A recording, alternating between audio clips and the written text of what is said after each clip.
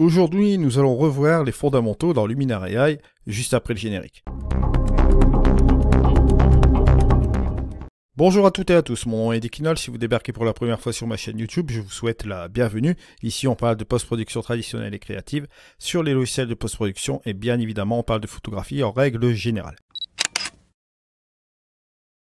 Alors aujourd'hui, on se retrouve sur un tutoriel Luminar AI, mais avant toute chose, avant de commencer, je tenais à vous dire, comme je l'ai dit hier avec le tutoriel Luminar Neo, je vous mets la petite étiquette en haut à droite si vous n'avez pas vu le tutoriel sur Luminar Neo. Je vous rappelle que c'est toujours sur la version anticipée, bien sûr. Il y a en ce moment une grosse promotion sur les produits Skyloom. Je vous mets un lien affilié dans la description de cette vidéo.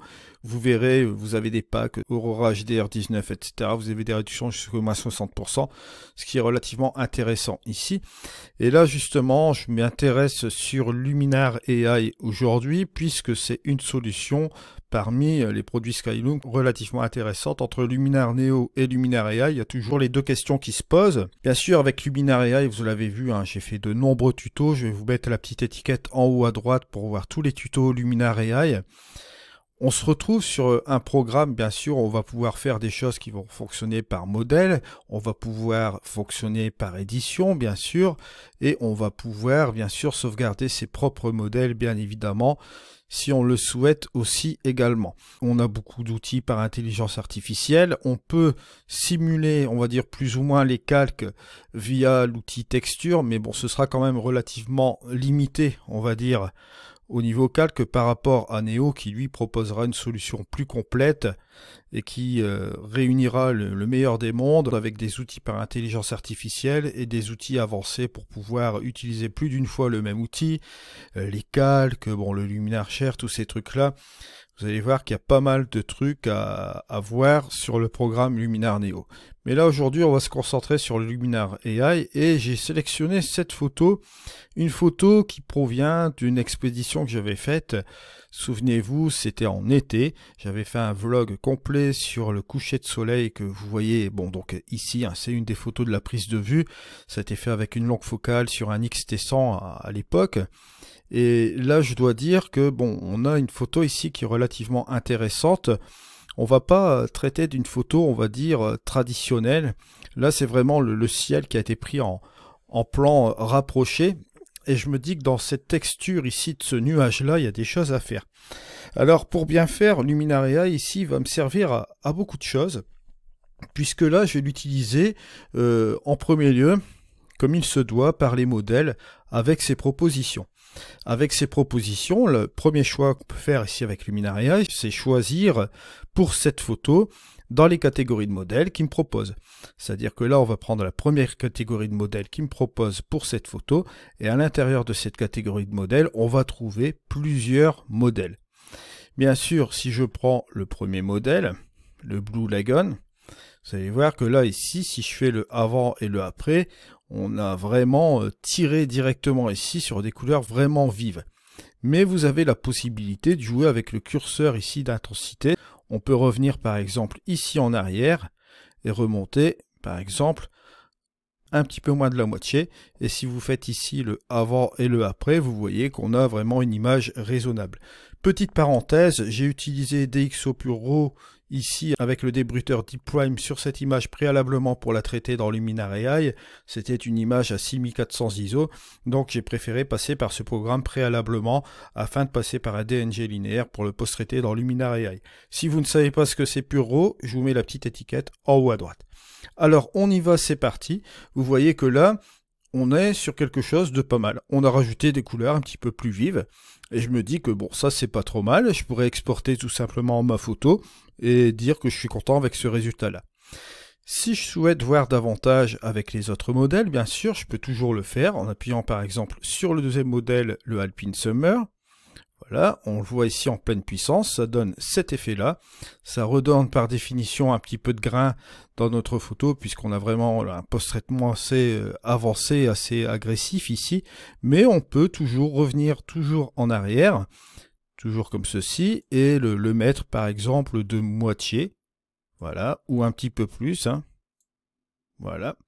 Et si vous faites la différence avant, après, ça peut donner un certain résultat qui peut être sympa. On continue toujours, on regarde aussi les autres modèles. Là ici j'ai le Water Portrait. Alors on va regarder ce que ça donne. On se dit que c'est pas trop mal, ça fait un côté un petit peu décontrasté. On peut revenir ici en arrière bien sûr.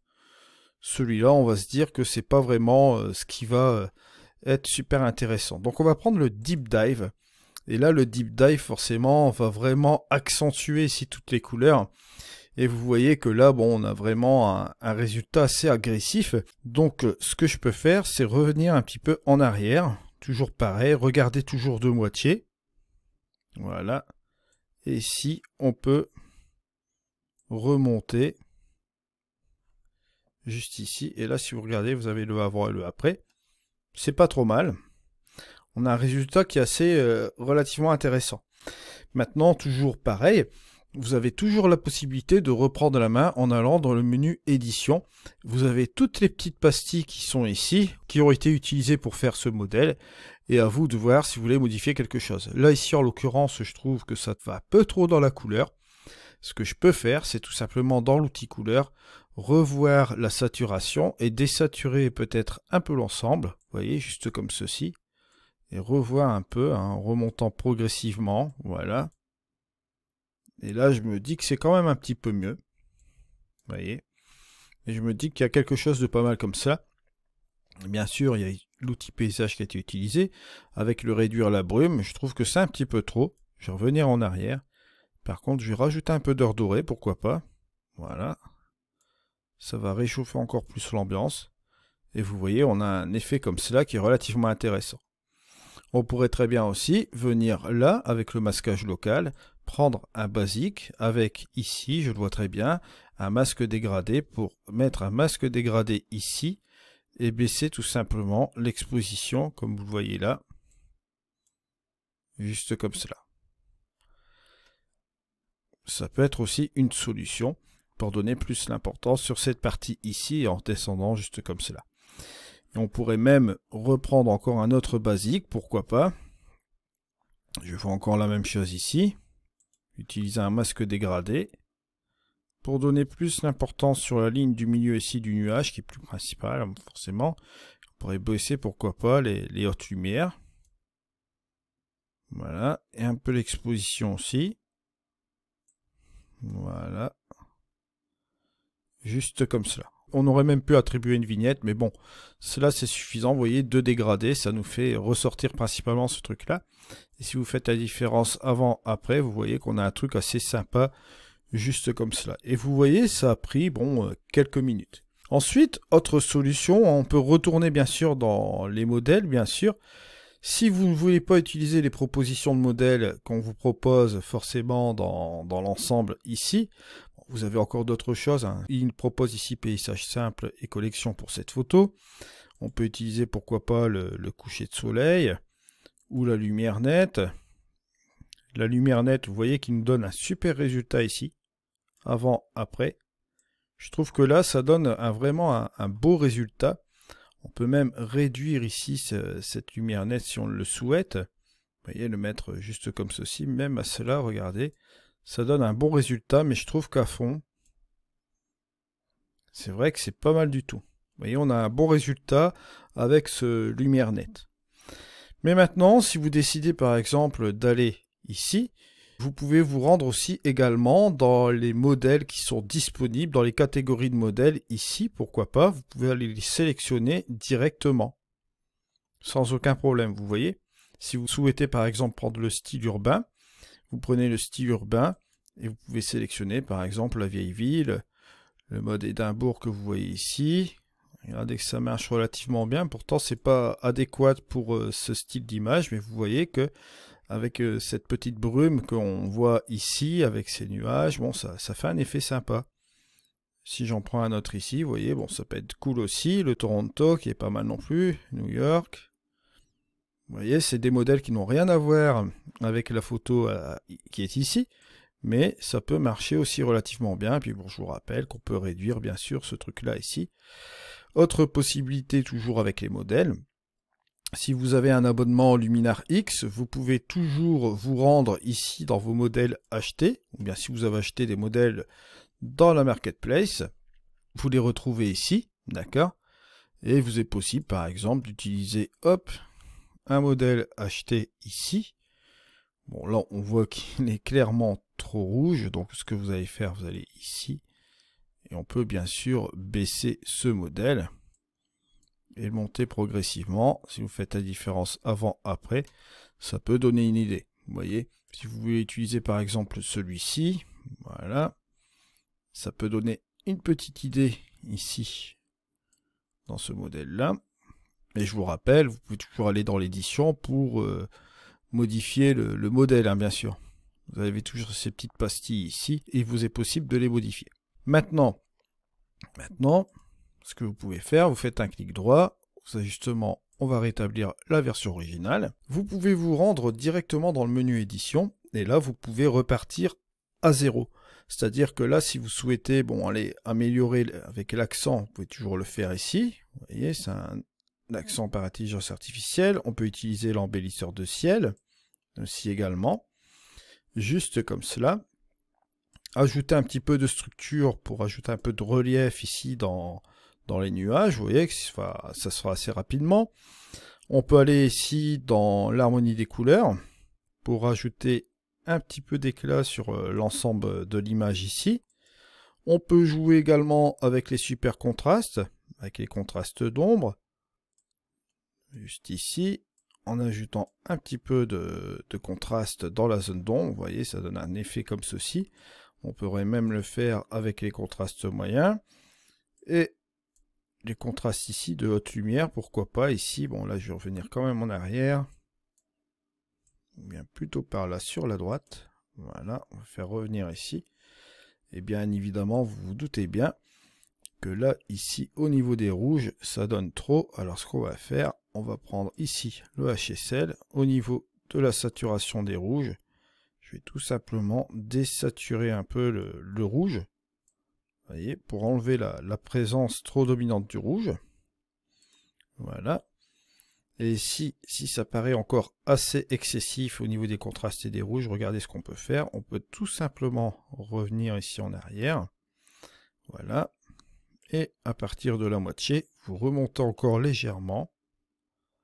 Voilà, peut-être juste comme ceci. Ça peut relativement bien marcher. Après, vous pouvez toujours utiliser, pourquoi pas, un peu d'éclat. Ça va rajouter un petit peu de flou artistique, hein, on va le voir ici. Voilà. C'est l'intitulé ici, où vous sélectionnez un autre type d'éclat, bien sûr, mais le flou artistique ici, je trouve, qui remplit bien son rôle. Vous voyez, avant, après. Vous pouvez mettre même un petit vignettage en partant du centre, pourquoi pas. Hop, juste ici, en baissant la taille, bien sûr. On peut monter de la progressivité. Voilà. Et on monte, bien sûr, la quantité. Juste comme ceci, pourquoi pas. Vous voyez qu'il y a du potentiel forcément dans cette photo. On le voit clairement puisqu'on a vraiment un amas ici de texture ici dans ce nuage. C'est vraiment super joli et ça fait en même temps évasif. C'est vraiment très très beau. Donc voilà où est-ce qu'on peut en venir sur ce nuage là. On pourrait même faire ici, allez pourquoi pas, un 16/9 juste comme ceci. Faire une petite composition. Voilà. Comme ça écrase encore plus le nuage et ça enlève la première partie. Voilà. Et ce qu'on peut faire aussi également, vous voyez, dans le vignettage, je peux, par exemple, ici, redescendre, ou bien un petit peu là, voilà. Repartir sur la partie la plus éclairée ici.